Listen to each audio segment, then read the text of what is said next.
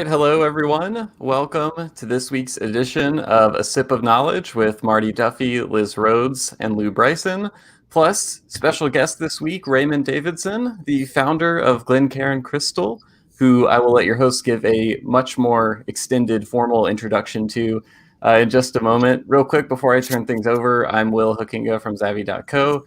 Just want to show you a few ways you can interact with your hosts and their guests throughout the presentation today. So to your right, you'll see a chat box.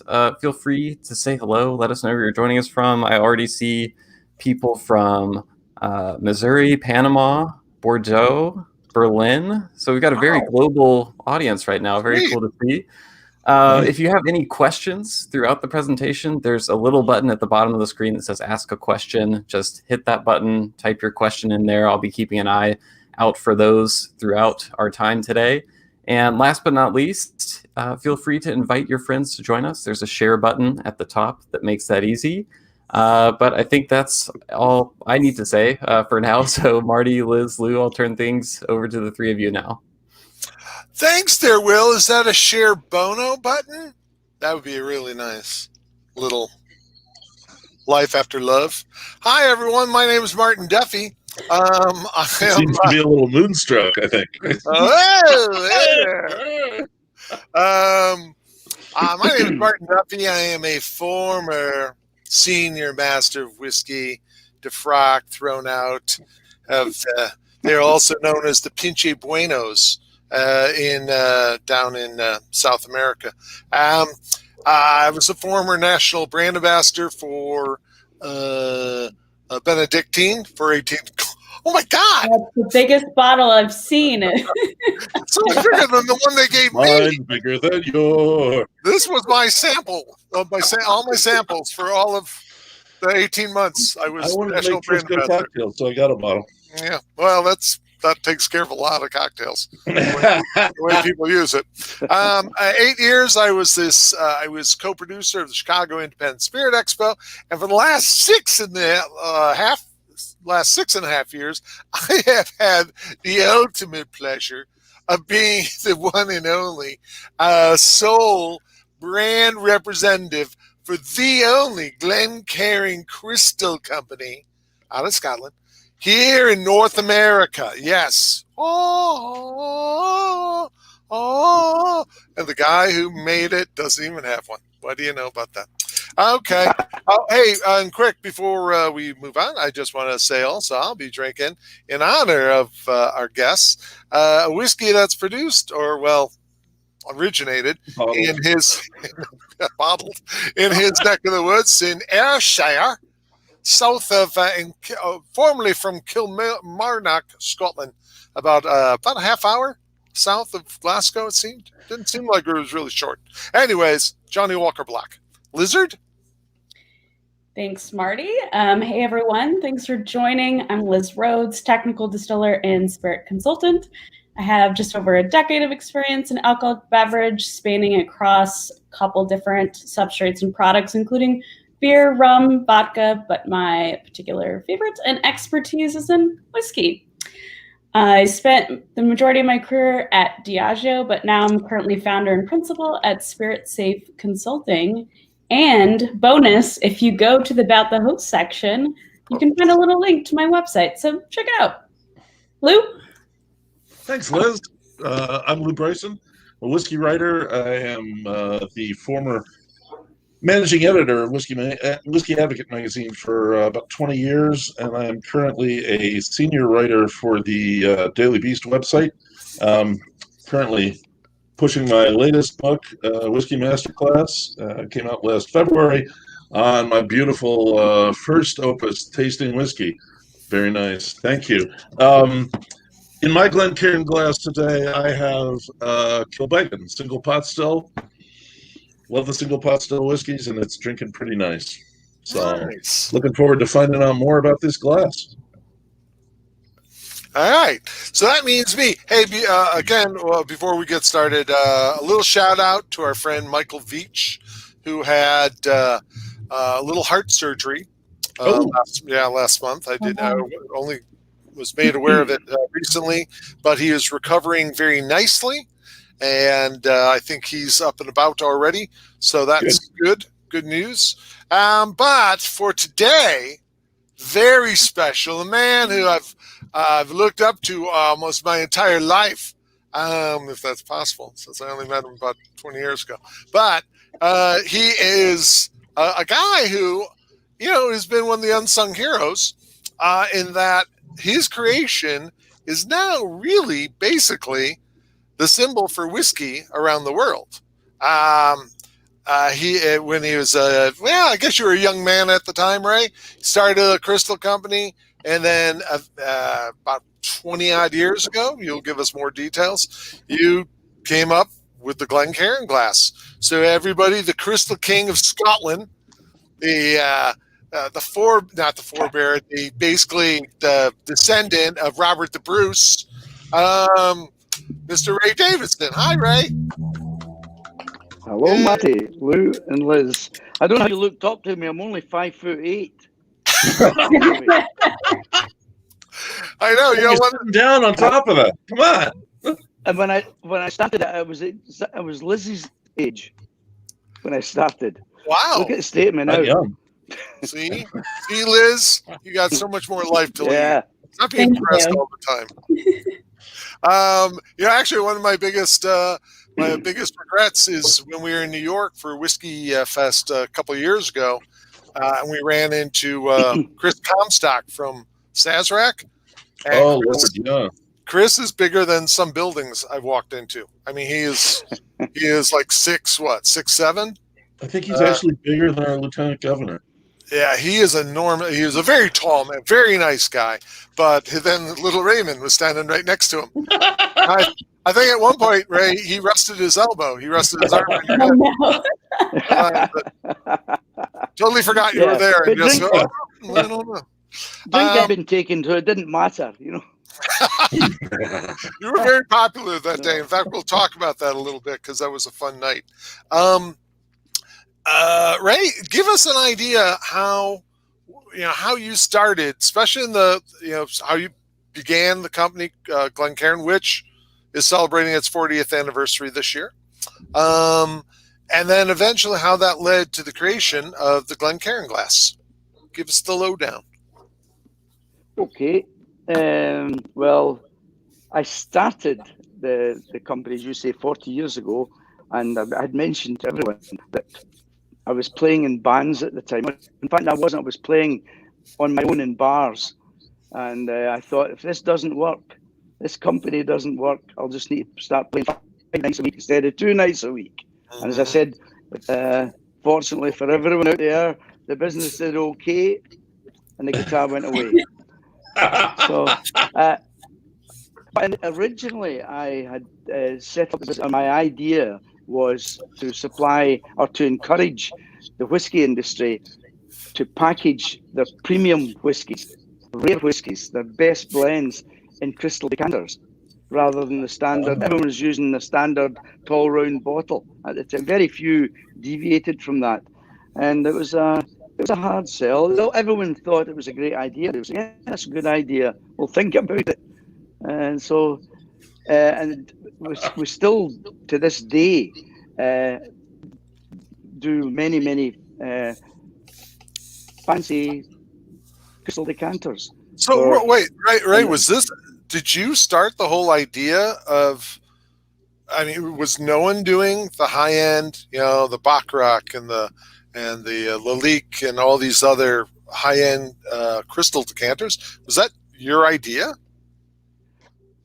For the whiskey companies to use them, I don't think they were being used as vessels for carrying the best whiskies. And I mean, most of the crystal houses, even to this day, that were manufacturing for retail. So it didn't matter about the vacuity or the fill level or whether it would leach lead into the whiskey. None of that mattered to the manufacturer. And I had a real job in my hands trying to get the industry to recognize if you want to get into supplying the whiskey companies, you have to address these things because what do you mean when you say vacuity? So the gap volume between but the vacuity is the gap between the fill level and the stopper. So the vacuity, so that it can expand if it's being transported across the seas to Japan or something like that. It has to be able to expand. So, but no one was interested in that. No, and the whiskey companies needed it to be uniform. If they had a row of crystal decanters, you couldn't have the fill levels varying. Oh yeah. You know, but just purely for aesthetic purposes. And then of course the lead leaching, no one was bothering about that, and we had to address that. So every decanter we put out is treated so there's no lead leaching whatsoever. And I mean, I personally think you would need to drink several decanters a week before the lead would affect you. By that time, your liver's tanned anyway. So what does it matter? What does the lead do to the crystal? Enhances it. The lead enhances the appearance. So we Really? yeah. It gives it clarity. It helps. That's so weird. Yeah. Yeah. I know you wouldn't think it. I mean, lead. No. That's the least clear thing you've ever seen. But no. Yeah. Well, so with the Glencairn glass and a lot of other glasses, we use barium instead. Correct. Oh. Yes. Okay. That's right. Yeah, So- and you use barium for imaging, so that makes sense. So how do you? So you were. When did the glass come along? Was that in the 90s? Right. Oh, the glass came along round about. I would think the conception was round about in the 80s. Wow. But it just lay. I did nothing with it, you know. And Paul, my oldest son, found it in the warehouse and came along and said, "Dad, what's the story with this unusual looking glass?" And I told him why I designed it, made it a prototype. And he, as luck would have it, Paul was going in to see Richard Patterson that day. And everyone knows Richard Patterson. I don't think I need to introduce Richard. He's, in fact, I've just been told, Paul sent me a text to say that Richard has been awarded an OBE. Yeah, that's right. Earlier this month. Yeah. Wow, nice. Yes. Yeah. So he went in to see Richard. Richard enthused about it. Paul came back and told me, and then I arranged to go and see another 4 master blenders from 4 of the biggest whiskey companies just to get their opinion. And they all had something to say about it. But they all liked the basic shape, which was good. And then 4 out of the 5 wanted to increase the size a bit. One was quite happy with the size it was. You've seen the original sample, I'm sure, Marty, in Paul's office. It was slightly smaller, same dimensions, but slightly smaller. And because I had designed it personally, for my use, and because I like a small amount, plenty of them, but I like the small measure. I don't like if someone pours me a big tumbler of whiskey. It's not for me. I like smaller measures. Anyway, 4 out of the 5 wanted it bigger, so we made it bigger, and that was the story of that. What was the original shape based on, though, Ray? Where did you come up with that? Oh, I based it on the nosing capita that the master blenders were using in the labs. I based the bowl on that, and then what I wanted to do was widen the bowl up. And also, I personally don't like a stemmed glass if I'm drinking whiskey. So I took away the stem from the nosing glass, the capita, and married it to that little robust sort of triangular shape. And it's like a thistle whole concept. Which it in is, my yeah. mind, suited the glass, and that's how it came about. Yeah, some people actually refer to it as the thistle glass when they don't know the brand name is Glencairn. I've walked into liquor stores and it's called either the tulip glass or the thistle glass. And I always have to remind them, and then they tell me to get out of the store. I get that reaction a lot. Why does Richard Patterson, when he was in on the design of this glass, still choose to use our Copita glass instead. The master blenders will always use a Copita glass, although some use the Glencairn glass in the labs. But we actually, because the master blenders like to use it because they're familiar with it, they like to hold the stem when they're nosing a glass, and because of that, we produce a crystal nosing glass, and we supply the master blenders for their labs with a crystal. Well, the Glencairn Copita. Oh. Yeah. I actually prefer the Glencairns, especially when you have a lot of different samples to appraise. Yes. Things could go awry with the stem. That could be a huge domino effect. But the Glencairn is, they're close to the ground and less accidents. Yeah. Plus, if it does tip over, typically if you poured it right, chances are most of it's going to stay in. Yeah, it's not going to. Yeah. See it. Yeah. I actually had that happen on the show about 2 weeks ago. Oh, really? It fell over and I didn't lose a drop. I was reaching for my water glass and knocked over the Glencairn and didn't lose anything. Great thought of that. Yeah, was that another design element that you thought of?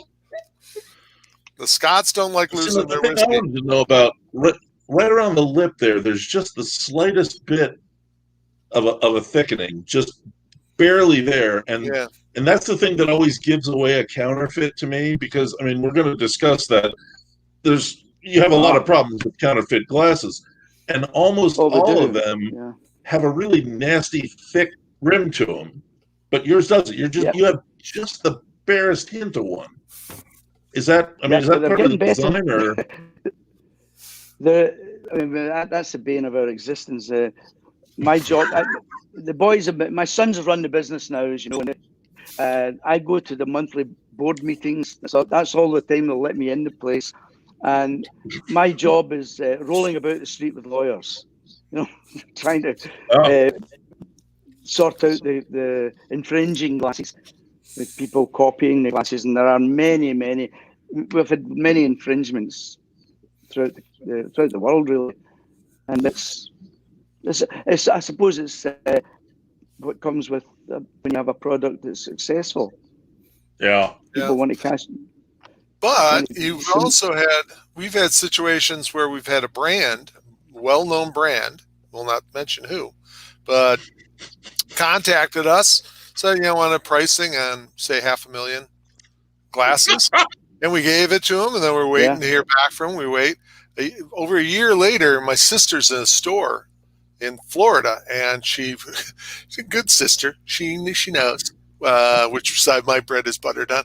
And so she's looking at, she sees a glass in a VAP for this brand, and it's not our glass. It's a copy of our glass from China, but it's not our glass. So we went back to these guys and said, hey, remember when that you were supposed to go through us, but instead you went counterfeit. And they came back and said, sorry. Put in an order for 500,000. My sister's still waiting. That's a really good sister. Yeah, she's waiting for a little. No, they got her a nice little. Yeah, just under a couple glasses. Yeah. They sent her a very nice little spa treatment, $1,000 spa treatment. That's a good. I Tell guess us she starts on Monday. She's in charge of fraud, the fraud department. Outside of, I guess, litigation, how do you really control that then? Is that, at the on-premise level, or just through education, or is it just through people scouring the market to kind of control that? I suppose education is the best way to go about it. Let people know this is the real thing. All our glasses have on the base of it, we'll say the Glencairn glass. Yeah. Unless it's the cut crystal one, of course. Then we don't do that with the cut crystal one. But on the base, you'll always be able to tell if it's a genuine one. Yeah. Well, that was the thing.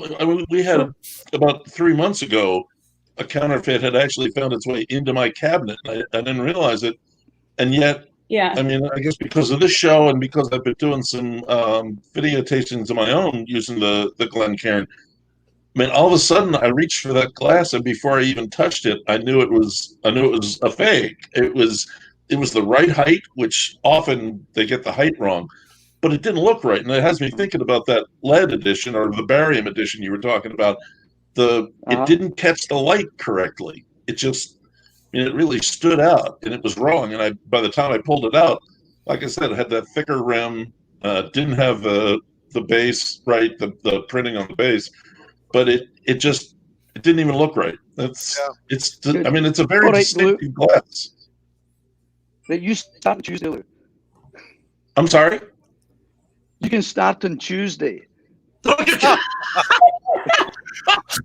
I'll get my Sherlock Holmes magnifying glass. And just hiring people left and right. Actually, we had rulers and measure things and calipers half a centimeter and a hammer. Actually, we've had brands like Four Roses contacted us once when they discovered they had, or somebody had bought bogus glasses. Oh, they got rid of them all and actually sent a letter of apology to the boys in Scotland, and ordered. And then who else? Somebody else. And actually, a lot of guys. Mike Blum over at Blum Brothers is always keeping an eye out for fakes, and then letting us know. And then Jason Kennedy, our sales director, he'll scour Amazon and a couple other online merchants. They're the worst. They buy a lot of cheap glass from China and push it as Glencairn. Yeah, an Amazon seller. They're an Amazon seller.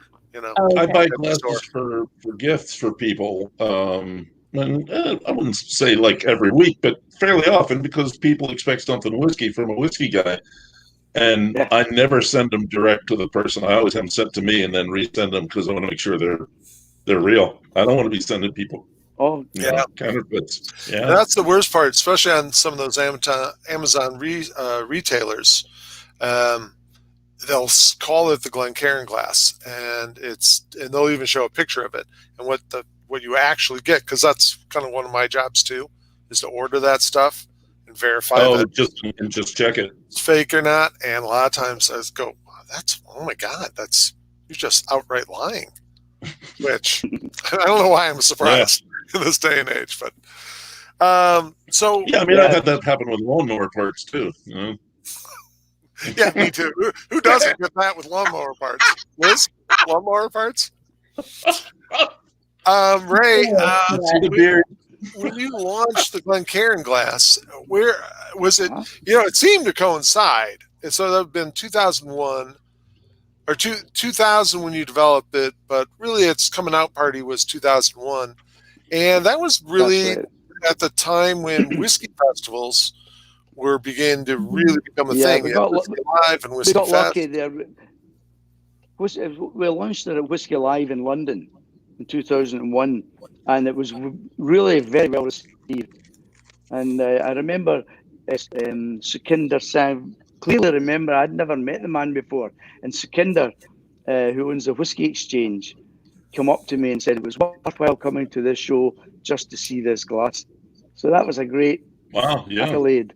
And Sukhinder, of course, is a good friend and keeper of the quaich. He's a master of the quaich now, Sukhinder. Yeah. Well, and this is another thing. I was thinking about saving this for later, but since you just mentioned that, you were not a member of the keep after 40 years in the business. You were not a keeper of the quaich until about 2 years ago when Nick Morgan nominated you. Yeah. So I was invited as a guest to the keeper's banquet, and Nick, everyone was coming up saying, "Oh, great to see you again, assuming I was a keeper. And then Nick Morgan said, "Great to see you. Didn't know you were a keeper." I said, "Well, I'm not a keeper." And Nick was the guy who said, "Well, do you mind if I propose you as a keeper?" And so it was Nick Morgan who got me into it's a fabulous venue. And if you ever get a chance to go, it's something else really special. Every time I go, it's held twice a year, and every time I go, it never fails to to impress me. So I can imagine what it's like for people from the States or from China or America, or Japan. They're like, they must be knocked out by the whole performance of it. All theater, Pageantry. It's great. Yeah. Oh yeah. Well, and for those of you out there who don't know what Keepers of the Quake, it's kind of an honorary society that's bestowed, a membership is bestowed upon folks who have been in the industry for a certain length of time, promoting and selling whiskey. I mean, a lot of well-known whiskey guys. Us three on the bottom here. No, we're not. No, we haven't been asked yet. Always get our dirty noses up against the glass. Yeah, That's all. we're outside. Throw me one of those Quakes. Oh, I want one of those Quakes. Oh, come on, guys. I want to drink from a bowl. I want to drink from a bowl in a kilt and get a little pin.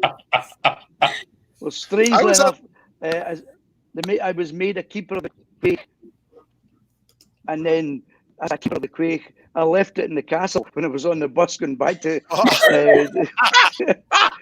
I said, I had to get off the bus and go back. So much for being a keeper. But I found that interesting too when I first heard that, just because your glass has become the symbol of whiskey. I mean, it's really the universe. I mean, I've seen so many whiskey groups. They use the glass as part of their logo. You know, I was on Reddit today, the r/bourbon board, and their little up and down arrow for upping voting and down voting a response is a Glencairn glass. Oh, And wow. the upvote is it sitting up with whiskey in it, and the downvote is it upside down empty. I was like, it's every freaking place. I mean, that's the thing. It's so funny that it's out there. And plus, you know, we've been talking, I've been talking with the guys in Scotland about, hey, you guys got to start merchandising, because everyone else is merchandising your glass. You know, I have a hoodie with a giant Glencairn glass on it. Mm-hmm. I think I have a hat with a Glencairn glass on it. And people are asking for this stuff. Yeah, I think I've seen masks. Yeah, Really? yes. Wow. Yeah, I have a couple of masks, you know, with Glencairn glass on. I have a pillow that has Glencairn glasses on it, because someone's making fabric with Glencairn glasses. Oh, Hello, wow. Ray. The river of money is just flowing out in front of your door, and none of you guys have a net to catch it. And somebody else's boat is in it. I talk to them. You guys keep on coming back saying, "Oh, but Natty, we're a whiskey glass company. We make glass, not hoodies." What's a hoodie, anyways? Who wears hoodies? So was that the first takeoff though? Was it the shows and not the show? The shows have been that's when the shows started to take off throughout the world. And fortunately, malt whiskey in particular was taking off just about that time. So our product was there at the right time. So that was fortuitous for us. But I remember the first person to see the glass, apart from the 5 master blenders, the first person to see the glass after we launched it was Michael Jackson. You know, he was the whiskey guru, and he endorsed it. He was really pleased with it as well. That's big. So that was helpful too. Yeah. Actually, Ray, you know, now Lou, so you know, your book is available at the Glencairn gift shop in Scotland. Yes, and he has 2 beautiful pages in his tasting whiskey on just Glencairn, the Glencairn glass. I use it all the time. And then in this book, where he forgot to put the Glencairn glass on the cover, he makes up for it with a very nice thank you to a certain somebody on page. It's not about you or the glass, Ray. It's about Marty. 252. Yeah, we haven't done that in a while. I thought you were going to leave that. Last week, I think. Well, I don't want to overdo it. Right. Right there. Nice acknowledgement right there, Ray. A For your question That's good. that I had was around sort of the prototyping phase, especially as you started rolling it out to the master blenders, rolling out to these trade shows. Were there several iterations, or what did that whole process look like holistically? Getting the product out. That was the hardest part. I thought the hardest part would be to get the marketeers to buy into the concept, because I was, the reason it came up with it in the first place was I'd went to a bar and select a whiskey, and I would say, would you mind putting it into a wine glass? So, and I was doing this for ages, and I thought, this is crazy. I own a crystal business. I should do something about this. And that's how the glass came about. But the problem, I thought our biggest problem was going to be most marketing people want to put their own stamp on their brand. So I thought, we're getting them all to use the same glass, because brandy, sherry, wine, champagne, all had distinctive glasses that you would instantly know what the purpose was, but whiskey didn't. And I thought, well, if we can get the people to buy into this, and to be fair, most of them did buy into it, but it was that was always going to be the hardest part, because marketeers want to make their own stamp in a brand. So. Well, speaking of branding, I mean, right? Were you branding the glasses with like with the Freud and Jim Beam? Were you branding them from the get go, right from the start? Right from the start.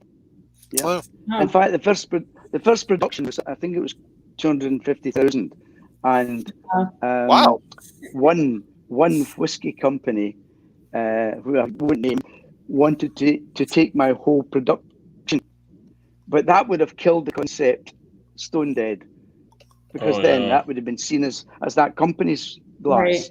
So I had to, very tempting as it was, but I had no cash. Yeah, that was really tempting, but I had to resist it to get the whole industry to buy into it, because that was important if it was going to be successful. It had to be attractive. The glass had to be an attractive looking glass, and then you had to be able to spread it. Yeah. So now a couple years later, and I think this has only been within the last, you probably know better, but I'm guessing it's within the last 10 years, you guys came up with the mixer glass, which was created for Canadian whiskey. Well, that came about, Marty, but when I was attending, it was the inaugural World Whiskey Conference, and it was held in Edinburgh. And the guy was Michael Riley, was his name. He was responsible for the Liquor Control Board of Ontario, the LCBO. He did all the purchasing for them, and he came up to me and said, "You designed the Glencairn glass. Could you design a glass for Canadian whiskey?" And I said to him, "Michael, I don't know enough about Canadian whiskey. You really need to get your own industry involved, and we'll certainly help to make the thing." And so that was fine. And the following year, I met him again at the same World Whiskies Conference, and this time we took it a bit further. And Scott, number 2 son, he did some drawings, went back and forth, and it culminated. Cut a long story short, they wanted a glass like the Glencairn glass. You could nose it, but they also wanted to be able to take ice and a mixer like Coke or whatever. So we eventually we went over to Scott and I went over to Toronto, and the LCBO in their offices, they had arranged the master blenders or distillers from several Canadian distilleries, and they ended up plumping for that glass. We now call it the Glencairn mixer glass, but originally it was for them with a maple leaf on the base, but they only wanted exclusivity for a year, and then we were free to use it as our mixer glass, and it's ideal for mixing, whether it be bourbon or Scotch. Yeah, the guys down in Kentucky and Tennessee have really adopted it. They really like it because it gets hot. It gets hot in Tennessee and Kentucky, so it's become kind of popular down there for dropping an ice and maybe a little branch water, something like that. Or what's that? What's the cola? What's the cola they have in Kentucky? Not cola. Oh, the What's it? Ale 1. Yeah. Yeah. And then I was thinking cheerwine. Oh my God! You mix cheerwine with whiskey, really? I mean, I don't, but wow, I never even thought of that. Yeah, I can see it. I guess. Yeah, actually, Jack. And also, I mean, it would be a big one, but you can do a nice little old fashioned in here if you want. Yeah. That's hearty, though. I mean, this is not your standard size glass. No. So it's glass even a little thicker on that one. You mean the glass itself, like here? Yeah. No, actually, no. It's not. It's actually, it feels a little more thin, especially as Lou was talking about the rim. It feels a little thinner on the rim here. Yeah. And, it's Marty micrometer and also Duffy there. It's just. Here, let me just run it underneath my ear. That's how I usually do it. Yes, much thinner. Yeah, fill it with whiskey and place a tune. Fill it with whiskey, pour it in my ear. Yes. It's all connected, really. Same head. Hey, by the way, we should mention to everybody, the reason Ray looks like he ate a hot chili pepper is that he's in Dubai and has been in Dubai for the last 3 weeks. Your hair looks like really Snow White. Yeah. A very red little head. I'm not allowed back into the country, you see. It's all locked down. Oh, back in Scotland. So I thought, if I go back to Scotland, I've got to sit in the house for God knows how long. Whereas I'm as well sitting here. Plus, I can get a drink here in this Muslim country. This is great. I can't get a drink in Scotland. The world's upside down, I tell you. I just love the man. The man went where he could drink. Always thinking. Let's see. So now here we go. You're kind of semi-retired now, Ray, right? Yes, I've You're been on the for board. a long time. Well, yeah. I go to the board meetings, yeah. And your boys. Now, tell us about. Now, at one point, you had all 3 sons: number 1, number 2, and number 3 son. It's kind of like the Scottish Charlie Chan. So go ahead. They all worked in the business at some stage. And I remember Scott saying to me, he still says it. He's not sure the answer.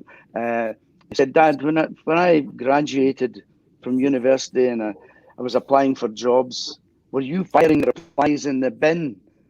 He knew I needed them in the factory. So he's still not. And I said, "Don't be ridiculous. Of course not." But he's not quite sure. So Paul runs production. Apart from Scott does the special new product development. All the fancy decanters you see out there are down to Scott. Andrew was in the business for 10, 12 years, but he wanted to do his own thing, and he's now doing his honours degree in history at Glasgow University. Yeah. So, he was in Denver for a semester last year. That's right. He did a year. His 3rd year was at Denver University. That's right. And Lou, I think he's enjoying it. I think Lou can find his whiskey. Andy actually has a whiskey brand, I think in Maryland and Pennsylvania, called Wee Man. Wee Man Scotch. The Wee Man's yeah. Because he has a company called whiskeyblender.com. So have a look at it. Yeah, you can blend your own whiskey online. Oh, nice. Yeah. but then he put out his own, and it's only available in a couple of markets out east currently. Yeah. Wee man. So that Davidson name carries on through the whiskey industry. World. Not only glass, but what you put into it. Expanding the empire. And obviously, Ray has adopted me as his fourth son, so I am heir apparent. I'm sorry. Actually, Ray, you're are you concerned at all that you got the two sons, Paul and Scott, running it, but do their They've kids done a great job. show? I mean, Scotty's kids are quite young, two young girls. Do you know what? Getting older than Sorry for 12. interrupting, but Yeah. I've just had a signal come up on my iPad saying the earpods are low in power. Oh. So what happens there? Do I just switch to Just take them off and we'll deal with the echo, I guess. Yeah, and just take 20%? Maybe okay. I think it's 20%. Yeah, 20%. That's Run on the edge. Very good. So, are you concerned about the future of Glencairn? I mean, I always wonder this with anybody, even these various distillers I visit. We talked to the Steve family Beam. company. Yeah, when we talked to Stephen Beam at Limestone Branch, he doesn't have any kids. I think his brother might. His brother Paul might have some kids, but who takes over? And are you seeing this with like Paul's girls? Some of them are working at the plant. Once again, Paul's his older daughter is working in the factory. She's she finished university 2 years ago, and she came into the factory. Her sister is doing her honours degree at Glasgow in the same year as her uncle Andrew at Glasgow University. But I don't know whether they want to come into the business. But not when they've seen all the fighting we've done. They'll probably be quite happy to stay out. It is kind of funny. There is a lot of background drama in the Crystal Company. That's usually over goofy stuff. We had a couple of questions. The one I was really interested in here is Kathleen asks, what's the best way to clean or sanitize the Glencairn whiskey glass? So this is one of those things, because I know I do beer as well, and beer, you try to keep soap away from them because it just, the beer doesn't pour right. Is there anything you need, anything special, or can you just stuff them in the dishwasher?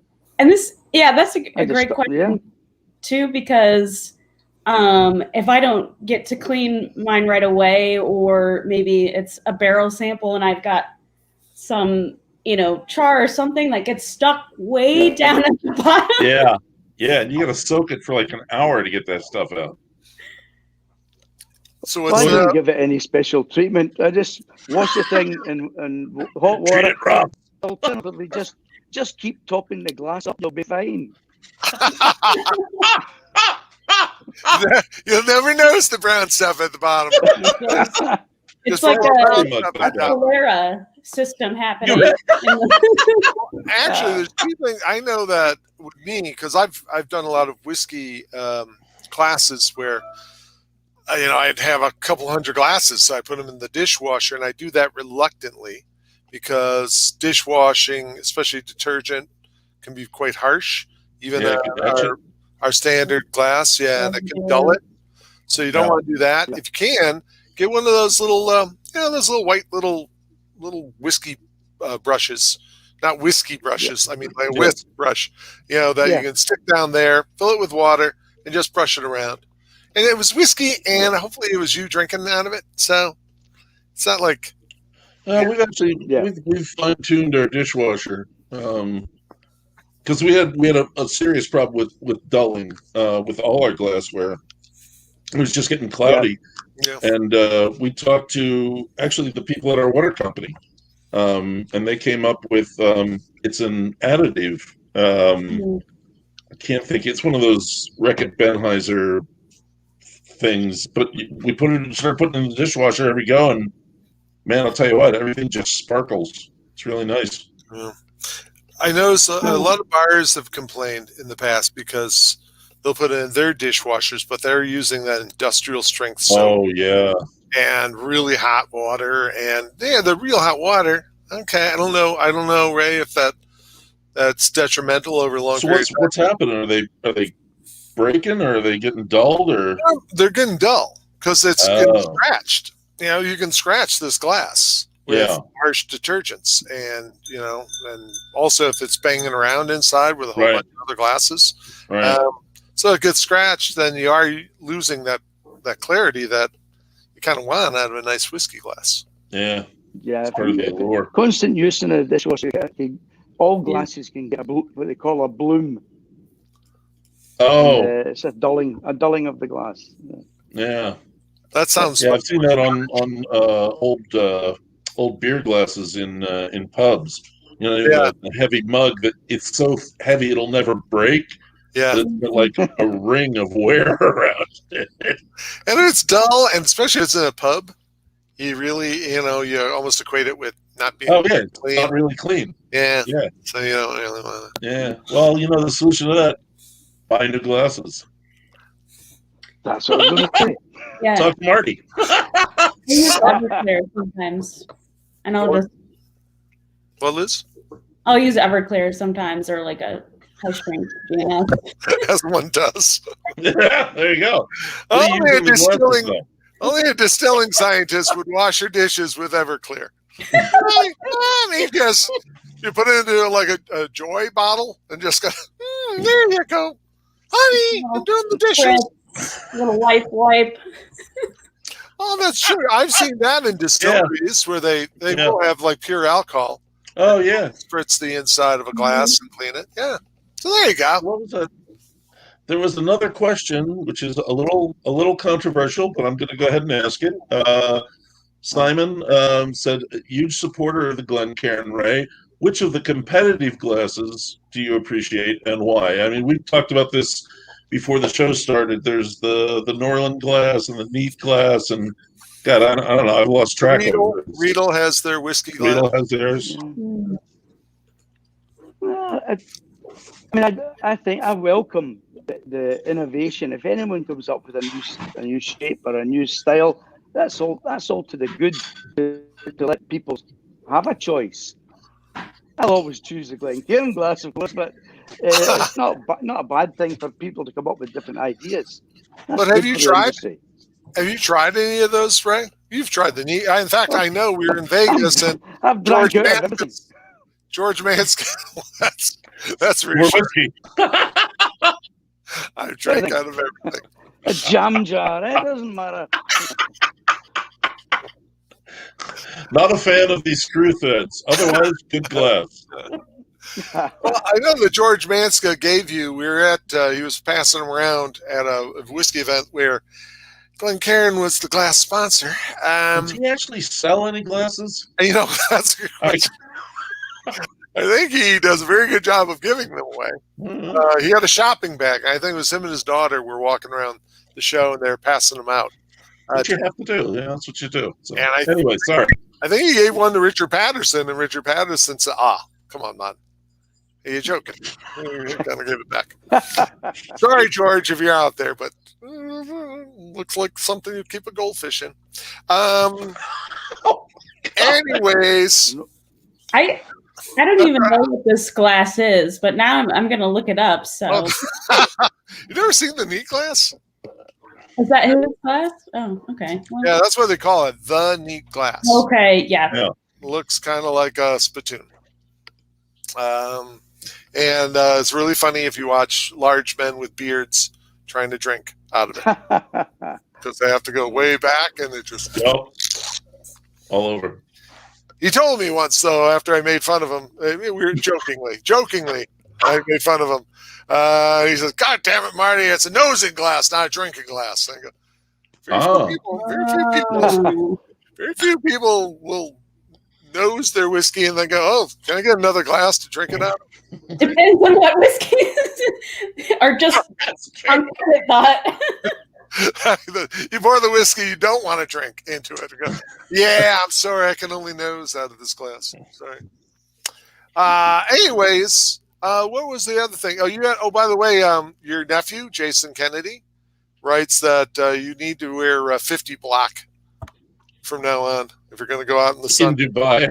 Yeah. Or 100 black. You go back to Scotland looking like that, and they're gonna see you from the moon. It's not as bad as it looks in real life. It's not so bad. Okay. You want to fiddle your filters a little. Liz, did you say you had another question? Yeah, I was going to just bring up the colored glasses that came out. Oh yeah. And my question around that was sort of the application of those. So, again, thinking about, very good. There you go. Black one, not only does it look, pretty classy, but I can think of why I would use that from an objective appraisal setting. But from a sensory perspective, the other glassware colors, because there's been a lot of studies associated with because sensory is very psychological, that if something is served in a red glass, then the person who's appraising it or enjoying it might think that there's a lot more red berry characteristics, or cinnamon, hot, spicy, coming from that whiskey versus if it was served in a blue glass. So I don't know if you have discussed that or heard any feedback around that. Or just if you want to talk through the feedback's been pretty good, Liz. People, the reason we produced them is because we were asked for them. We launched the black glass, and it was demand was huge, and then since then people have asked us for these other colours. So that it was really market driven. Okay. And then, of course, if you go to a tasting, usually you're getting 6 glasses with a circle with each glass on it, and the 1, 2, 3, 4, 5, 6. An alternative is you get different coloured glasses you could use. I don't know just whatever way you want to use them. It's market driven. People were asking us for these colours, so we obliged. That was it. Because they're fun, I guess. Liz, Marianne Eves, who was our guest, about a month and a half ago? Yeah, a month and a half. She just put in a huge order for them for her blind tasting kits of the black glasses. The kit looks great. Very classy. Yeah, you mean her kit? Did you see that kit? No, no. Her kit looks really cool. I'll send you guys. Yeah. Yeah, it's really neat. So everything's black. Everything's black in it, including the little sample bottles, everything. So it looks very James Bondian. Ray, you have a lot of fans all over the planet. Look at this. Yes. So Daphne Quavas, I hope I got that right, from Bordeaux. Oh, Quavas. I should say Quavas. Yes. Very fresh. Andre is from South Africa. Annie from Nova Scotia. This is very international. Oh, you weren't kidding. Yeah, God bless you. Doak says hello specifically to Lou from Texas. Hey, Ben, Doug. I've known him like 30 years. Never met. I think we may have met once, but it's an online thing. Well, there you go. Yeah. Well, online buddies. Yeah. Simon B is missing East Kilbride, Raymond. That's where the Glencairn studios are located. And by the way, folks, if you like to go, that's Irish, I think. When has that ever stopped you before? If you like to go, that's an Irish one. I moved over to Scotland. If you want to stop by the Glencairn studios, you can. If you give a little notice, they'll give you a little tour, won't you, Ray? You will, if you're there. Yeah. It's all fancy now. We've just redesigned the whole place. It's looking good. Yeah, that's right. We've expanded the whole studio.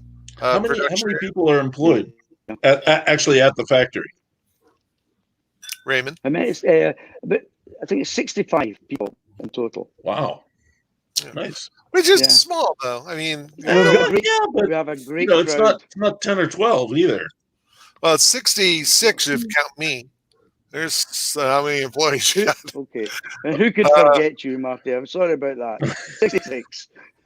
Employees, workers. Yeah, But you know, I'm not well, counting as a worker. talking about employees, I'm an employee. the but staff not a worker. I've got are really good. We have also Old Man Bay, former fireman from South, or not from South, but from St. Louis. He actually creates beautiful barrel designs.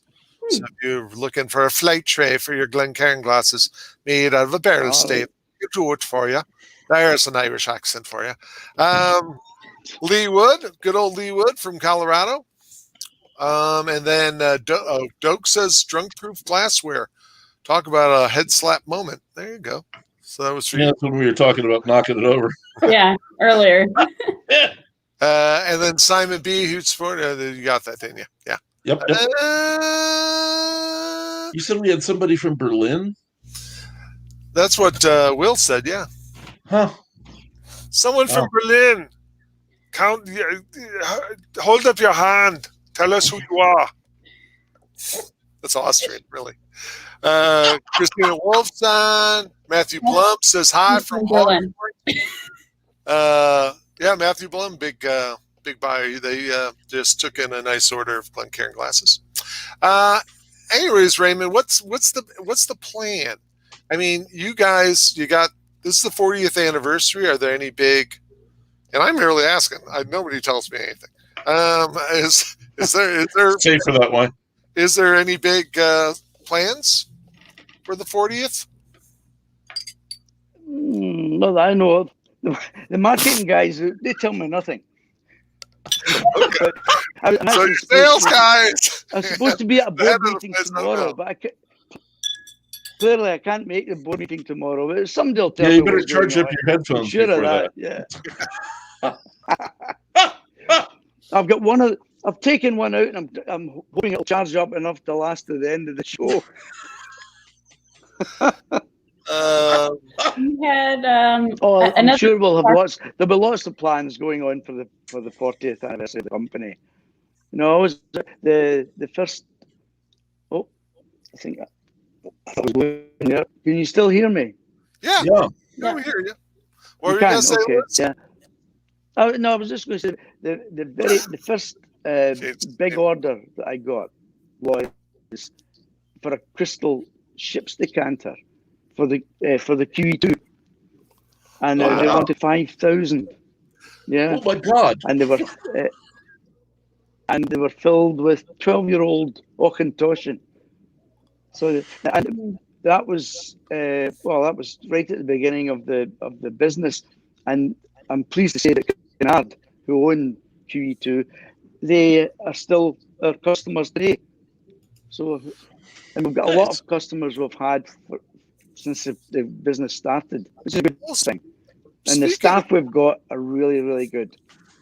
Speaking of QE2, you guys got an award from the Queen, and I don't know whether it was you or Paul or Scott actually met the Queen. Did you not? Scott, we've actually won 3 Queen's Awards. Wow. The first time Scott went down with 3 people could go to Buckingham Palace at the time, and Scott and the most valuable person we've ever had in the factory. Without this guy, a guy called Jim Drysdale, who was the head of our art department, the company would never have been where it is today without Jim. He was fabulous. Yeah. He died in 2012. He was with me for just under 30 years.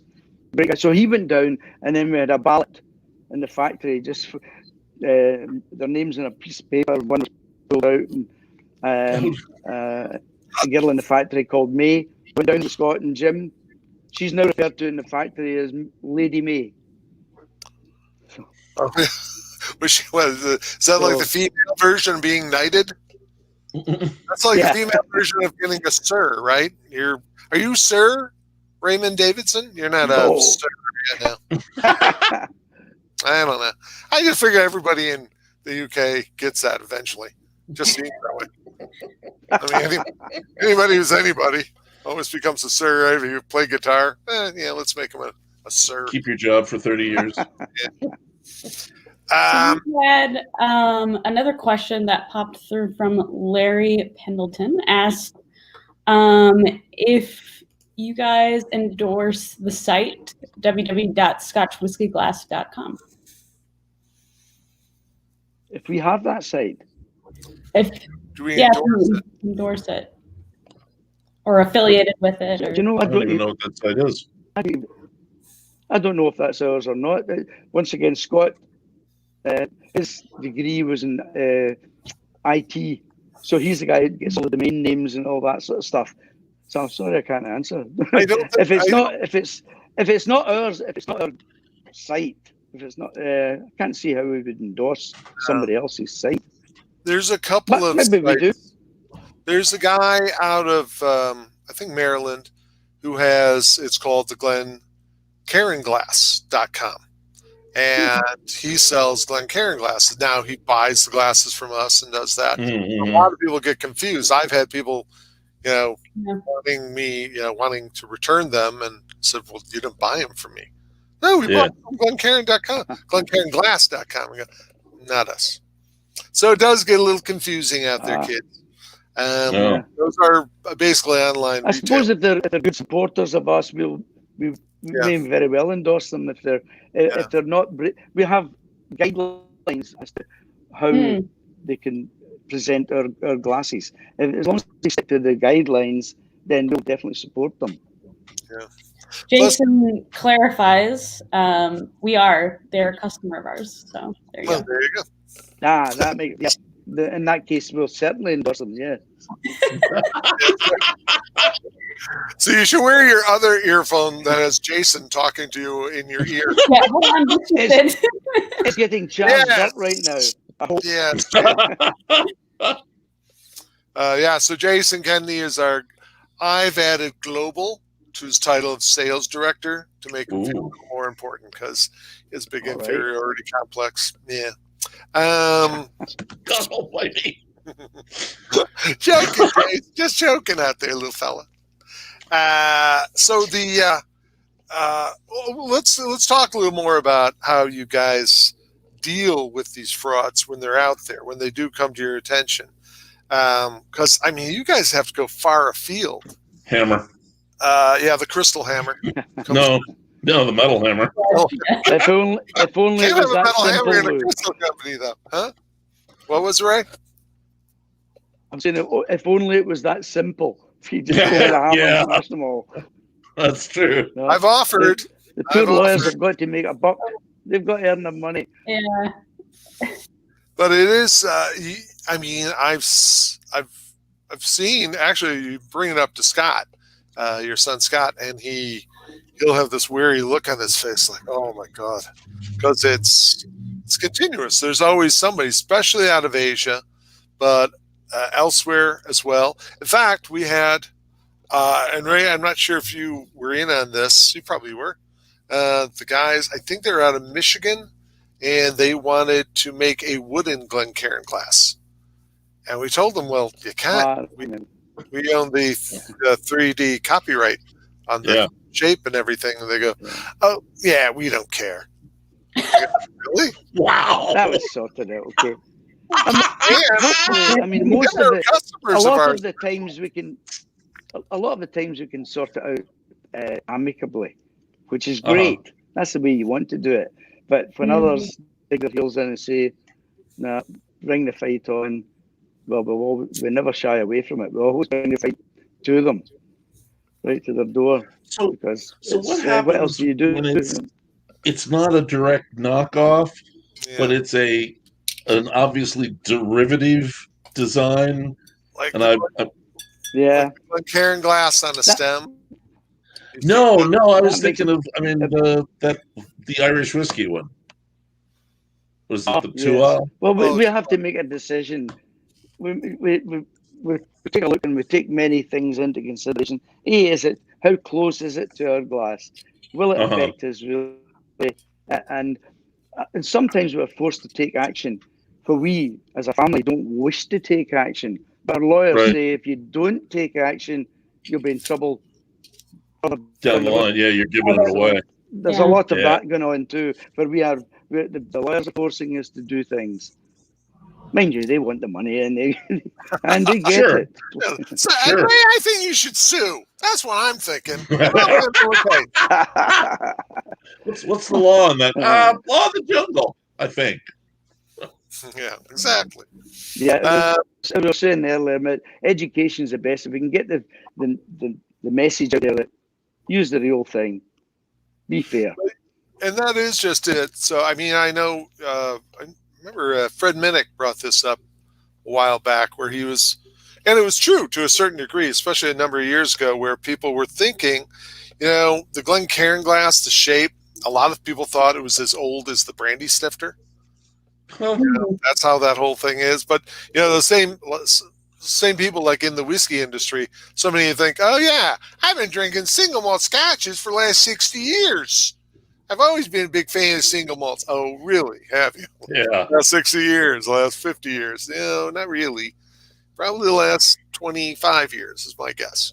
But Fred said it was becoming the Kleenex of whiskey. Yeah, you have to watch out for that. Yeah, where everyone calls a tissue a Kleenex. But that's actually a brand name. Glencairn is, I made a Glencairn glass the other day. That kind of thing. Or, I ordered some from China, some Glencairn glasses from China. Well, we've got to thank our marketing director for the name, because originally I called it the Blender's Malt Glass. And then I was out in Hong Kong, and I don't know can't remember the guy's name. He was in charge of William Grant, Glenfiddich, out at Hong Kong, and he said, Raymond, I love the glass, fabulous. He said, but you got to change the name. I'm out here talking about blends and malts and the difference, and you're calling it the Blender's Malt Glass. He says, this is going to be so confusing. So urgent phone call back to the factory. Stop the press. We've got to change this name. And it was our marketing director who said, why not call it a Glencairn glass? And if it does take off, then it could be like a last blast. But now, where'd that name come from, Ray? Where'd that name come from? Because I've heard a couple of different stories. When I lived in a little town in Lanarkshire, 10 miles outside Glasgow, I lived in a place called Glen Road. That was the name of the street I lived in. And the house I had when I moved to Bryson was Cairn Cross. So we just put the two together. Glencairn. But now you see Nick Morgan's new Johnny Walker book, which we'll be talking about in a couple of weeks. Kilmarnock had a Glencairn Square, and Johnny Walker had a Glencairn whiskey brand, which I never heard that before. This is way back. No, yeah, in the 1800s, late 1800s. Oh. And then even Mike Veach he sent me a little clipping, and it must have been from, maybe it was that brand made its way over to the U.S., but there was a little clip showing, talking about a whiskey called Glencairn. I thought, wow, what? Is there a connection? I guess not. I was unaware of that. Yeah. And you know what Glencairn means, Ray, in your Scottish tongue? If you decipher it? You're going to tell me, aren't you? Yeah. I will. You're going to make something up here, I can tell. I could. If you want me to. Glenn, short for Glenn Campbell. Karen for Karen Carpenter. That's where that came from. Oh. Glen is a river valley, right? So it's a soft 70s rock song. It is. It's a soft 70s rock song to my lips.